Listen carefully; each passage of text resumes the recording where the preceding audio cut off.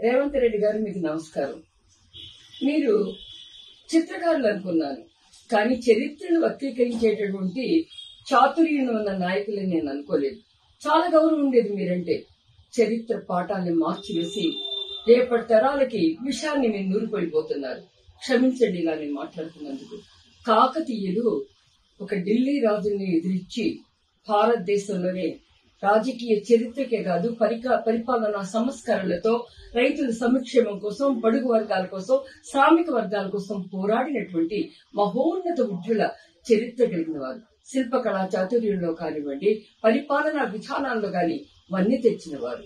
ఒక గణపతి మహాదేవుడు కమ్మ వంశస్థును చెందినప్పటికీ కూడా ఒక యాదవ మహారాణిని పెళ్లాడి యాదవులకిను ఒక కమ్మవారికి మధ్య, అగ్ర కులాలకి మధ్య చైతన్యాన్ని కల్పించి సామాజిక విప్లవానికి కూడా పాటుపడ్డటువంటి వ్యక్తి. అలాంటి రుద్రమదేవిని గురించి చెప్పాల్సిన పని లేదు. అలాంటి ఔన్నత్యం కలిగినటువంటి కాకతీయ చరిత్రను వక్రీకరిస్తారా? క్షమించండి. సీతక్క గారు, మీరు మా తెలుగుదేశంలో చంద్రబాబు నాయుడు గారు తీసుకొచ్చిన ఒక అణిముత్యం. మీరు బడుగు వర్గం నుంచి ఒక షెడ్యూల్ ట్రైబ్ మహిళగా ఈ రోజున ఒక మహోన్నత స్థానంలో ఒక మంత్రిగా సామాజిక కార్యకలాపాల్లో ఎంతో చురుకుగా పాల్గొనే ఒక మంచి మహిళా నాయకురాలు.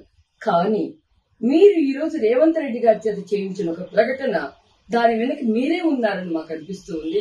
ఎందువల్లంటే సమ్మక్క సారక్కల్ని కాకతీయులు చంపారని చెప్పి ములుగు సామ్రాజ్యాన్ని గురించి మాట్లాడే విధంగా మీరు చేశారు. ములుగులో కమ్మవారు లేకపోతే మీరు గెలవగలుగుతారా? ఈ రోజు మీకు నా ఛాలెంజ్.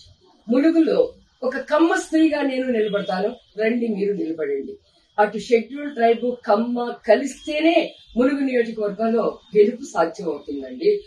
మీకు చేసిన మేలు మర్చిపోయి కాకతీయ వంశాల గురించి మాట్లాడి కాకతీయులు క్రూరులని చెప్పి రేవంత్ రెడ్డి గారి చేత మాట్లాడిస్తున్నారు చూడండి, అది సమంజసం కాదు.